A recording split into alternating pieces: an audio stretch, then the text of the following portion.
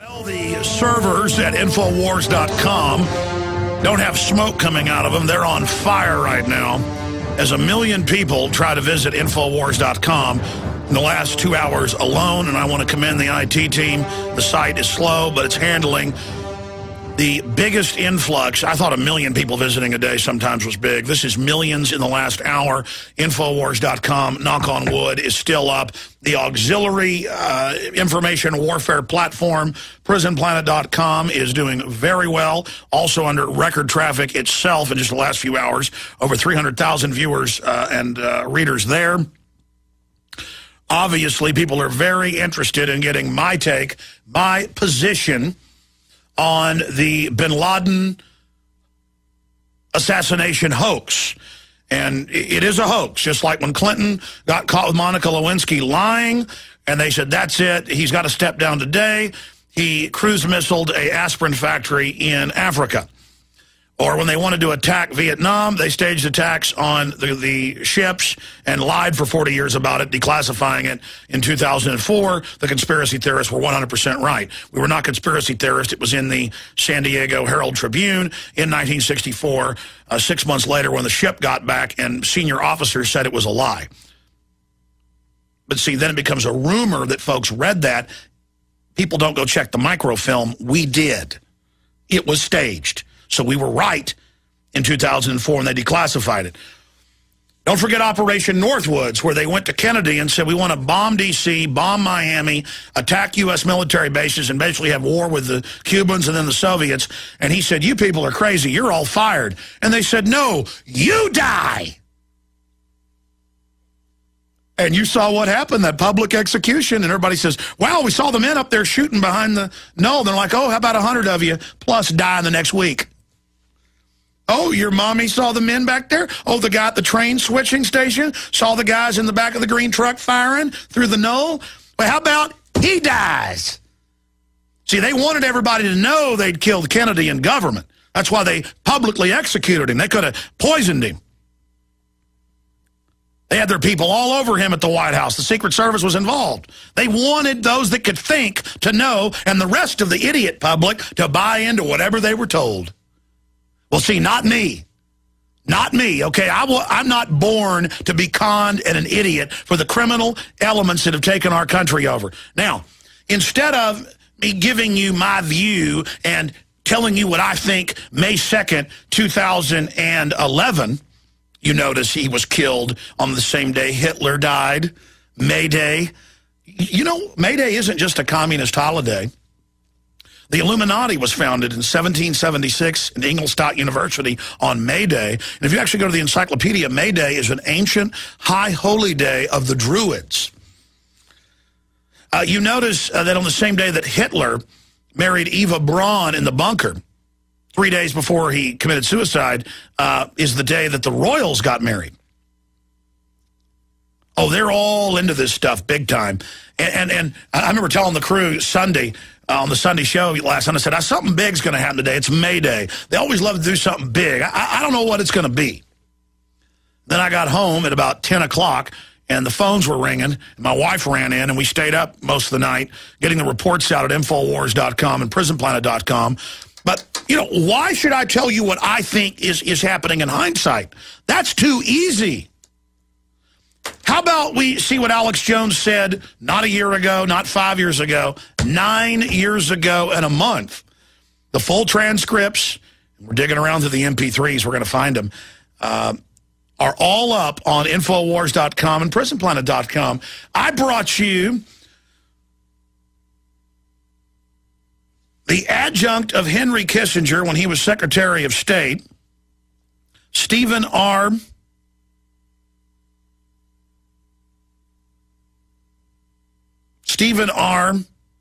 Pachinik, P-I-E-C-Z-E-N-I-K. In April of 2002, over 9 years ago, Council on Foreign Relations member, high level, Stephen R. Pachinik, who served as Deputy Assistant Secretary of State under Henry Kissinger, Cyrus Vance, and James Baker, top kingmakers, told the Alex Jones Show that bin Laden had already been dead for months. He went on to say, you can read the whole transcript, Pachinik would be in a position to know such information, having worked directly with bin Laden when the U.S. was funding and arming the terror leader in an attempt to drive the Soviets out of Afghanistan in the late 70s and early 80s. Yeah, it started in 79. Charlie Wilson's war is a lie. It didn't start in 83. A documented historical fact that talking heads and the corporate media are actually denying today in light of developments. I worked with Osama bin Laden in 78, 81, Pachinik told Jones, adding that he later turned terrorist hunter during subsequent administrations. I found out through my sources that he had kidney disease. By the way, after he reported all this, CBS News did, about him being at the American hospital. I found out through my sources he had kidney disease, and as a physician, I knew that he had to have 2 dialysis machines, and he was dying, Pachinik told Jones during the April 24, 2002 interview. And you could see those in the films whose made up photos, I'm reading from Pachinik, they were sending us out of nowhere. I mean, suddenly we would see a video of bin Laden today, and then out of nowhere, they said, oh, it was sent to us anonymously, meaning that someone in the government, our government, was trying to keep up morale on our side and say, oh, we still have to chase this guy, when in fact, he's been dead for months, added Pachinik. He went on to say that he was basically on ice and would be rolled out at a politically expedient time. Quote, on ice, and he would be brought out at, quote, a politically expedient time. Then, in 2003, a high-level White House source told me in Austin. You notice, folks, we have high-level sources like General Hamid Gul, former head of Pakistani intelligence, who led these forces, is going to be joining us in about 30 minutes. You know, notice we were sent the internal FBI, MIAC, and Homeland Security reports.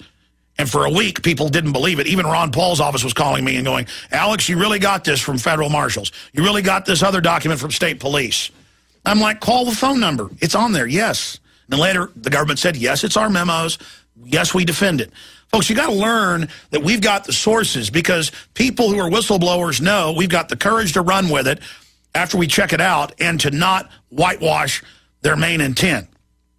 I want to try to get a hold of Pachinik, by the way. Pachinik, in fact, let's check and see if he's alive. I'm sure he is, but I haven't even done that yet because this is all moving fast.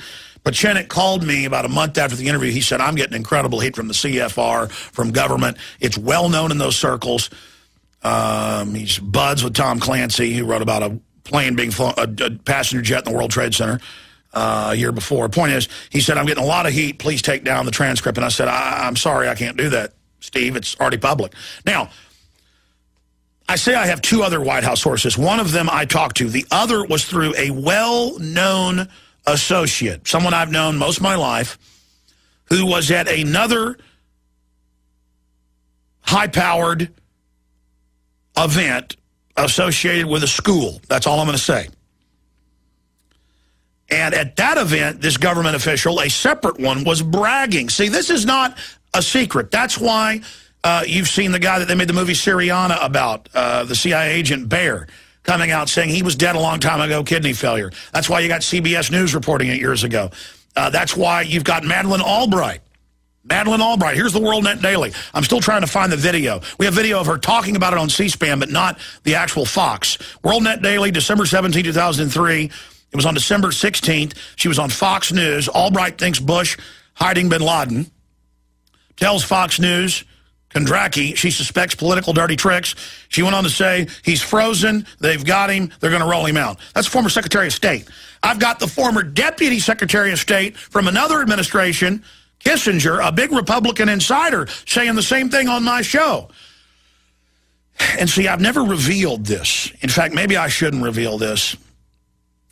He did threaten me, his lawyer threatened me, and I said, let's dance. But I could only talk about what was seen in public.